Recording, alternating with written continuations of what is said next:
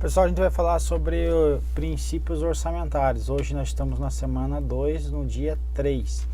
O primeiro dia foi revisão, o segundo dia foi revisão. A ideia é que daqui para frente comece a entrar dentro do nosso programa, dentro do nosso método, questões relacionadas a matérias que já foram passadas, matérias que já foram estudadas. Qual a ideia disso?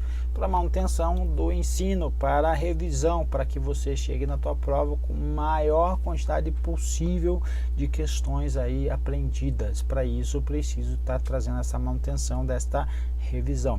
Vai chegar momentos que você vai, inclusive, fazer simulados que vai estar repetido exatamente o simulado da semana anterior. Por que disto?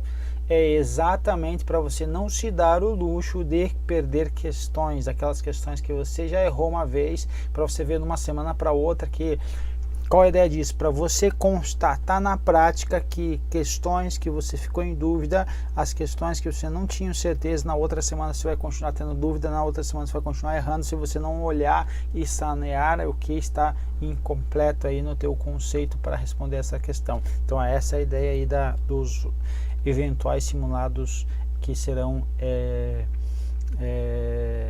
duplicados, entre aspas, aí, mas serão repetidos, ok? Questão primeira, o princípio orçamentário da unidade. Quando eu falo unidade, é uma única LOA, certo? Dentro da LOA vai ter lá 3 orçamentos: fiscal, seguridade social e orçamento de investimento. Então, uma única LOA para cada ente federado. União, Distrito Federal vai ter a sua, o estado, cada estado será a sua e cada município será a sua, terá a sua. Então, estabelece que a lei orçamentária deve conter todas as receitas e despesas de todos os poderes, órgãos, entidades, fundações e fundos instituídos e mantidos pelo poder público. Vou falar todas as receitas, todas as despesas, está falando do princípio da universalidade,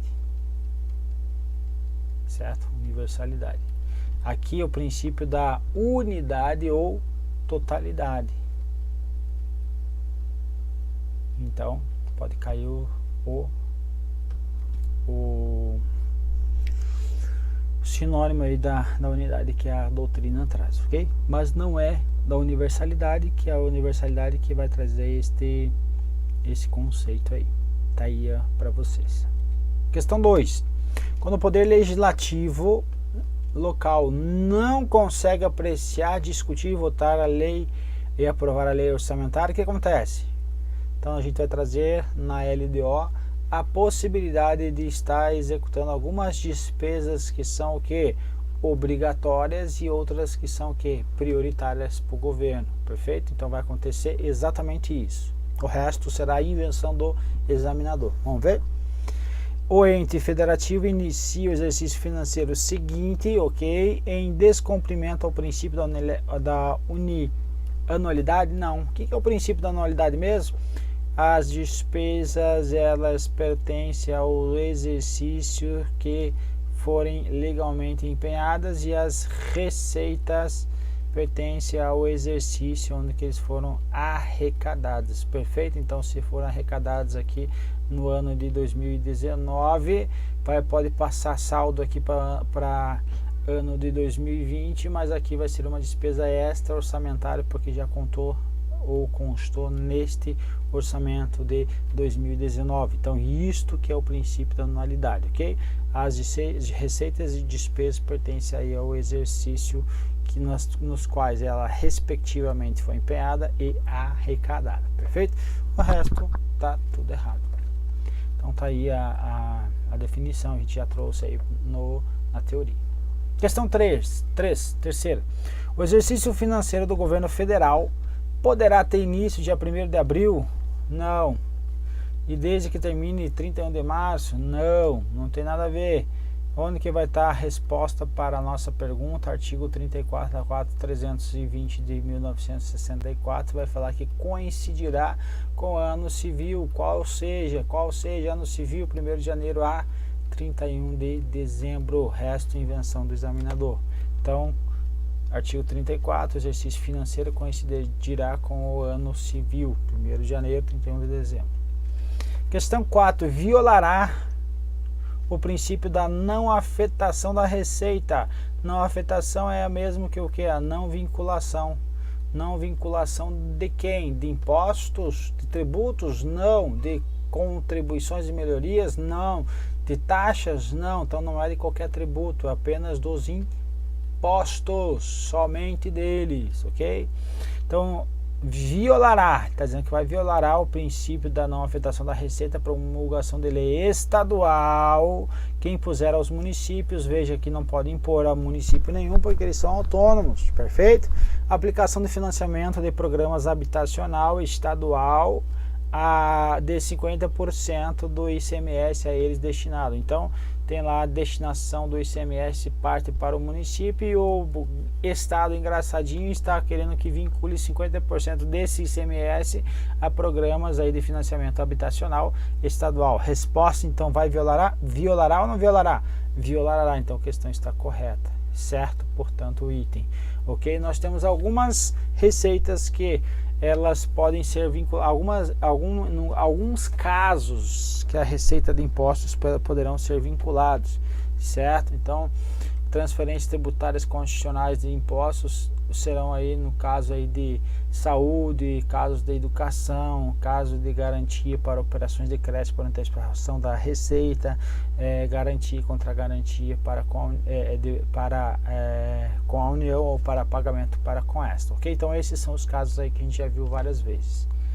Então a ideia aqui, ó, não afetação da receita, o princípio de não afetação ou da não vinculação significa que o legislador não poderá vincular receitas públicas a determinadas despesas, órgãos ou fundos. No Brasil, esse princípio está previsto apenas em relação às receitas de impostos, apenas de impostos, não esquece isso. Então estabelece então o artigo aí 67, parágrafo inciso 4º, parágrafo 4º e o primeiro, se não me engano também, com nova redação, é vedada a vinculação de receitas a impostos, fundo ou despesas ressalvadas. Então aqui temos as ressalvas, as que eu falei: produto da arrecadação de impostos, a destinação para ações de serviço público de saúde, manutenção e desenvolvimento de ensino, e para atividade de administração tributária, que é muito importante, porque ela quem vai fazer o que? A arrecadação dos impostos, como determinado a respeitamente dos artigos tal, a prestação de garantias ou garantias para operações de crédito por antecipação de receitas, ok? E também o que? O parágrafo 4º desse artigo, ele vai falar para garantias e contra garantias para a União ou para pagamento para com essa. Então esses são os casos aí que possam vincular os impostos, mas dentre eles não está aí o financiamento de programa habitacional. Então por isso que sim vai estar sendo violado o princípio da não afetação. Questão 5ª, de acordo com o princípio do orçamento bruto, que é o orçamento bruto, você recebe lá a sua remuneração novamente de 10 mil, certo? Aí você recebe lá o que? Um desconto do imposto de renda lá de 2.100. Você ficou com um valor de saldo de quanto? De 7.900. Então o princípio do orçamento bruto ele veda que você receba dessa forma aqui, só os 7.900. Não, você tem que receber o bruto. É depois que vai estar escrito lá a receita da União, naquele com imposto de renda. Por que isso? Para evidenciar aí as entradas, para ter mais clareza, para ter mais publicidade, para ser mais fácil o controle, o gerenciamento do que está entrando de cada um dos tributos aí, por exemplo, ok? Então, de acordo com o princípio do orçamento bruto, o montante total, olha que aqui, olha, ele sempre traz alguma coisa relacionada à totalidade para tentar confundir o candidato. Veja que de despesas orçamentárias deve ser igual ao montante total de receitas orçamentárias. Veja que aqui em cima que a despesa foi de 10 e a receita foi de 2.100. Ou seja, o que é igual a receita igual a despesa é o princípio do quem? Princípio do o quê? Equilíbrio. Perfeito. Então a questão está incorreta. 6ª, se determinado estado assinar contrato com empresa privada prevendo a prestação de contragarantias financeiras por parte do ente público, a vinculação de uma parcela de receita oriunda do Fundo de Participação dos Estados. Então, ele está falando vinculando, ele está tentando vincular o que é um imposto. E a gente viu que a vinculação do imposto é só para a área da saúde, educação, para operações de créditos, por antecipação de receita e garantia e contra-garantia com quem? Com a União e não com empresa privada, ok? Então, mas vamos continuar. A participação para essa finalidade poderá ser feita sem que haja desrespeito ao princípio da não vinculação. Haverá sim aí o desrespeito. Veja que eu não posso parar a questão. Veja que ele poderia ter escrito que não poderá ser feita, perfeito? Então, por isso que eu tenho que ler toda a questão. Então, a questão está incorreta porque não posso vincular impostos a contragarantias financeiras com empresas privadas, somente com a União. Olha, é permitida a vinculação de receitas próprias geradas por impostos, certo? Então aí os impostos para a prestação de garantia ou contra-garantia à União ou pagamento para com esta. Questão 7ª, transferência da contabilização de uma obrigação resultante de despesa realizada no exercício atual para a subsequente. Então, estou contabilizando aqui, nesses casos, lá são os créditos adicionais, que são os créditos extraordinários e os especiais, quando abertos nos 4 últimos meses do exercício financeiro, poderão ser abertos nos seus respectivos saldos remanescentes no próximo exercício, ok? Então, está associada à quebra do princípio da totalidade e da publicidade. Isso aqui, totalidade, é que tudo está previsto na LOA, todos os orçamentos, o fiscal, seguridade social de investimento, ou então o princípio da unidade, que é o mesmo princípio aí, é sinônimo. Então, está associado à quebra desse princípio, também não, e nem ao princípio da publicidade, perfeito? Então, a questão está totalmente furada. De acordo com a lei, o Poder Executivo pode encaminhar ao Poder Legislativo proposta para a criação de imposto destinado à construção de novas rodovias federais. Pode acontecer isso? Não, não pode acontecer isso. Isso daqui é muito mais ligado ao direito tributário nessa parte. Mas aqui, como está na área de orçamento, a gente vai ver que aqui para baixo vai dar para responder a questão também. Nesse caso, não haverá razão para o Poder Legislativo questionar se os recursos em questão serão efetivamente gastos com a construção das rodovias, sendo suficiente a inclusão de artigo vinculando o imposto aos gastos que justifique a sua arrecadação. Então, o princípio da vinculação está sendo aí desobedecido. Então, não posso vincular impostos somente para ensino, saúde, administração tributária, operação de crédito para antecipação da receita orçamentária e para garantir contra garantia à União para pagamento para com esta. Beleza? Questão número 9. A Constituição de 88 veda a vinculação de receitas de impostos. Falou de vinculação de receita, a gente vai lembrar de impostos, porque tributos estão dentro aí, a grosso modo, a gente vê lá em direito tributário que não são só esses, de acordo com alguns doutrinadores, mas tributo é o que? Impostos, taxas e contribuições de melhoria. Taxas, elas têm destinação específica, por exemplo, taxa para a coleta de lixo. Então, você vai pagar uma taxa que vai para cobrir custos com a coleta de lixo. Então, vai ter destinação específica. Contribuição social também vai ter uma destinação específica. Agora, a vinculação de imposto, não. Então, por isso que não vai ter uma contrapartida. Então, é ilegal, é besteira a pessoa que fala, eu pago IPVA, então por que essa rua está cheia de buraco? Não tem essa vinculação, perfeito?